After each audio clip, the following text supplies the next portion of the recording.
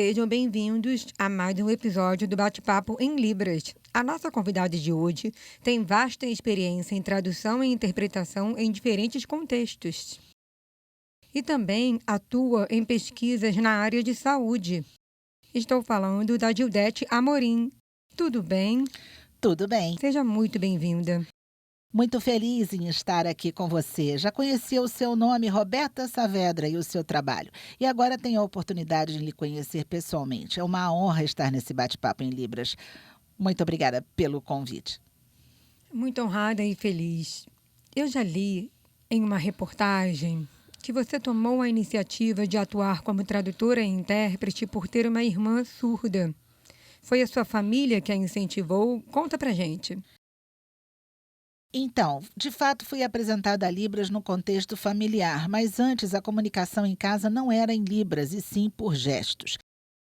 Não utilizávamos a terminologia de Libras. A comunicação era toda por gestos, mímicas, dentre outras formas. Mas, de fato, quem me apresentou a Libras foi meu pai, que nos levou à comunidade surda de Icaraí, em Niterói. Abriu-se uma janela para mim e para minha irmã. Então, minha irmã foi determinante, sim. E você também é professora da UF, certo?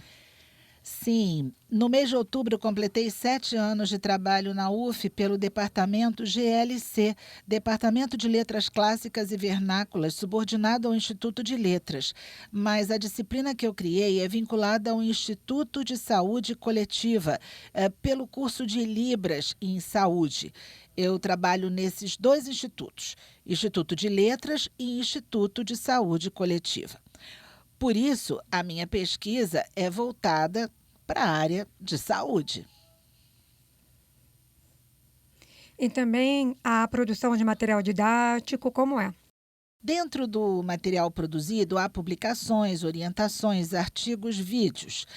Todo material produzido é destinado à comunidade surda e não se restringe somente a essa população. Também é destinado a toda a academia para que todos possam ter acesso às informações e aprender os sinais, porque o tempo da disciplina é muito curto para passar todo esse conteúdo. Então, esse material didático dá suporte para que aconteça essa interação entre os alunos e também dentro da comunidade surda.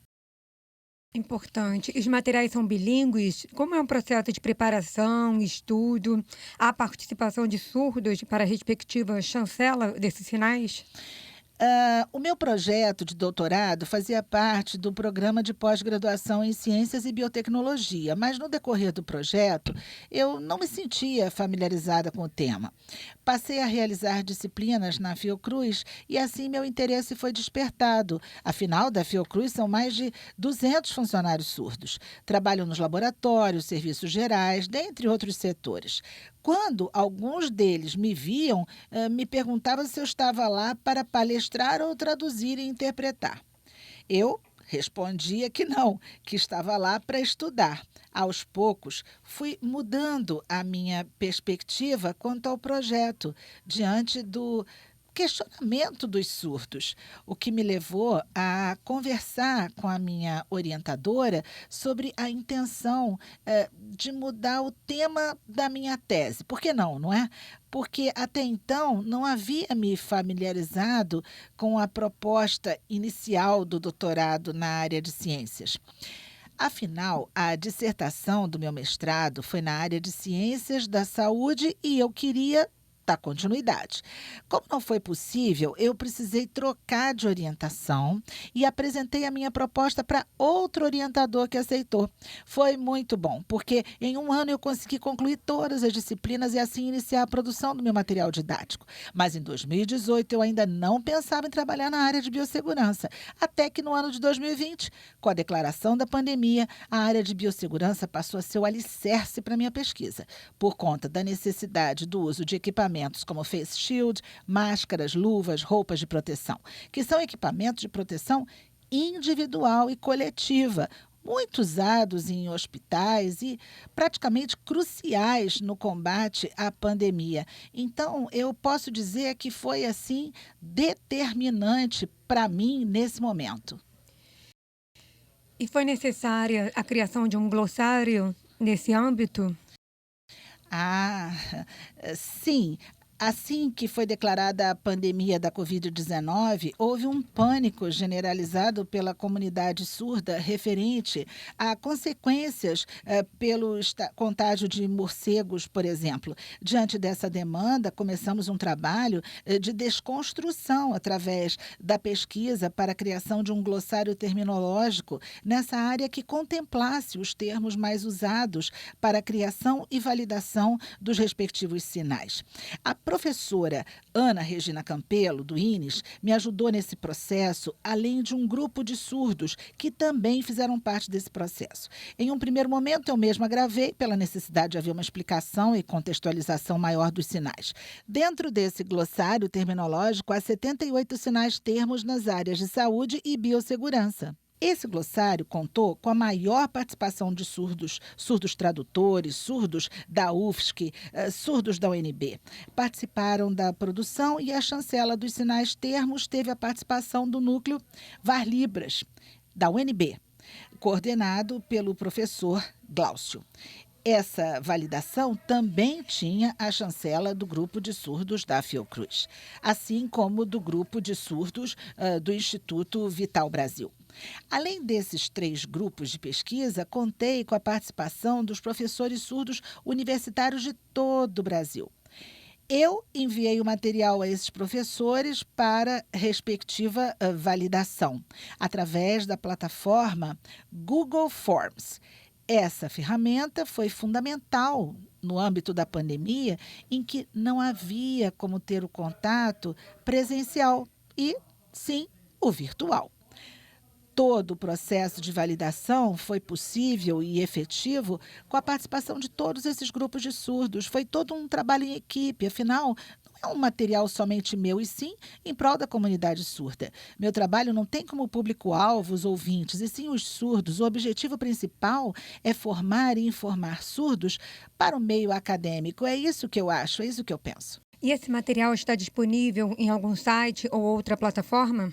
Ah, sim, está no site da UF. O site hospeda todo o material produzido nos 4 anos do meu doutoramento. Todo o material está registrado e catalogado, assim como o glossário com os 78 sinais termos.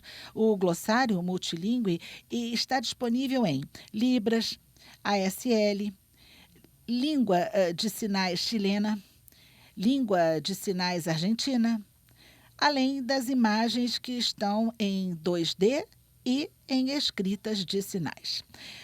Não fizemos nada em português com o objetivo de contemplar a visualidade própria do surdo. Na maioria das produções de glossário, há o sinal mais a imagem de forma estática. Então, fizemos diferente. O nosso glossário é todo em vídeo em Libras, de forma contextualizada e com movimento, para que todos os pesquisadores, acadêmicos e universitários possam acessar. Também está disponível em aplicativos próprios para iPhone, Android, o que é ótimo para a visualização do surdo, já que muitos deles não têm computador em casa e podem ter a oportunidade de acessar a qualquer momento, em qualquer lugar. E o surdo não fica dependendo, por exemplo, do computador durante seu expediente na Fiocruz ou na Vital Brasil. Tanto faz, né? O site quanto os aplicativos com o respectivo glossário, eles foram frutos da minha tese de doutorado. Sim, muito importante. Há muito que ser feito no âmbito acadêmico, de produção e material, assim como os bilíngues na área de saúde, principalmente no contexto de uma pandemia, crucial. Agora vamos falar sobre sua experiência como tradutora e intérprete da TV aberta em horário político. Eu li sobre um marco histórico em sua vida no ano de 2014. Conta pra gente como foi esse divisor de águas entre a sua experiência anterior e posterior a esse ano. Bem, antes de 2014, eu já havia trabalhado com tradução em horário político para determinados partidos. O primeiro debate do qual participei foi no ano de 2012, esse foi bem tranquilo. Já no debate de 2014, teve esse marco porque, enquanto eu estava interpretando e seguindo o que eu via pelo ponto, em um determinado momento, durante o debate entre os candidatos, começaram a avisar que um deles estava passando mal. O diretor me solicitou, através do ponto, para que eu saísse de cena, porém eu ignorei e continuei sinalizando o que estava acontecendo. Afinal, os surdos que estão em casa precisavam, né, saber o que estava acontecendo. Eu sinalizei sobre o candidato estar passando mal, sobre a confusão, discussão. Eu percebi os comentários solicitando a permanência do intérprete. Eu segui interpretando com todas as especificidades da Libras, de maneira que a informação ficasse completa. De alguma forma, a minha tradução acabou chamando a atenção de todos os telespectadores. Foi assim um marco por isso. Depois as emissoras entraram em contato comigo para saber o que significou essa experiência para mim. Demais. Importante também para aumentar a visibilidade da Libras e da sua estrutura visual espacial. Importante realmente aproveitar essa oportunidade, certo? Mas em relação ao feedback da comunidade surda, principalmente, como foi? Hum, Me lembro de um surdo que veio me perguntar se toda aquela confusão havia acontecido de verdade, ao vivo mesmo. E eu respondi que sim. E ele, passou mal mesmo? E eu, sim. Não tinha como eu saber a percepção dos surdos no momento em que estava interpretando. Importante ter esse feedback simultâneo sobre a minha tradução. Realmente os debates políticos são mornos, entediantes, e quando acontece algo, movimenta e desperta o interesse de todos. Assim como aconteceu no debate em que recebi várias mensagens sobre o candidato que passou mal, despertou a curiosidade de todos, de todas as formas, porque não há como interpretar de maneira fria, sem expressão. Eu interpreto todo o contexto do debate, assim como as conversas paralelas. Então, a sua experiência na tradução e interpretação de material didático em Libras, no âmbito científico e respectivos registros, estudos e pesquisa para a chancela, assim como no âmbito da tradução e interpretação em programas ao vivo na TV aberta. Há semelhanças e diferenças na preparação prévia para esses dois contextos de tradução? E qual é o mais desafiador? Quando é uma gravação para comerciais de TV, campanhas políticas, propagandas de bancos, dentre outros, há tempo hábil para estudar as terminologias e depois se preparar para gravar. Já a tradução simultânea, no ao vivo, é completamente diferente.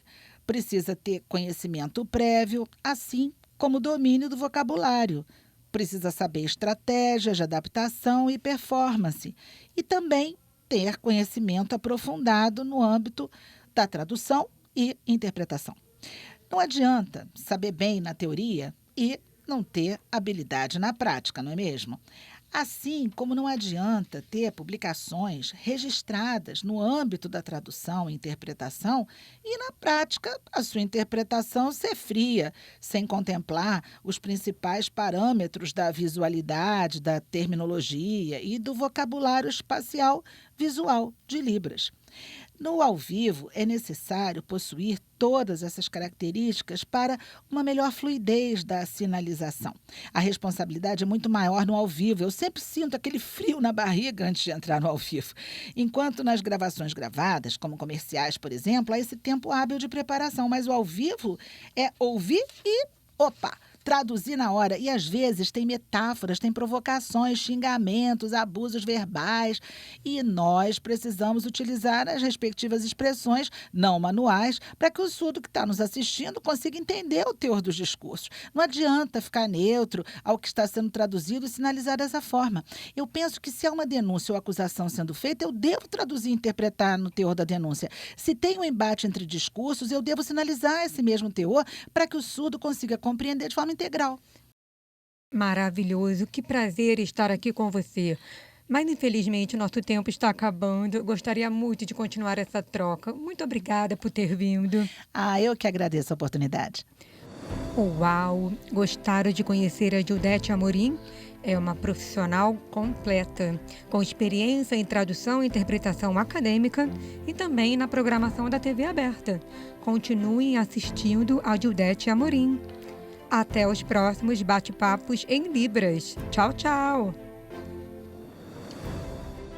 Tchau, tchau. Tchau, tchau.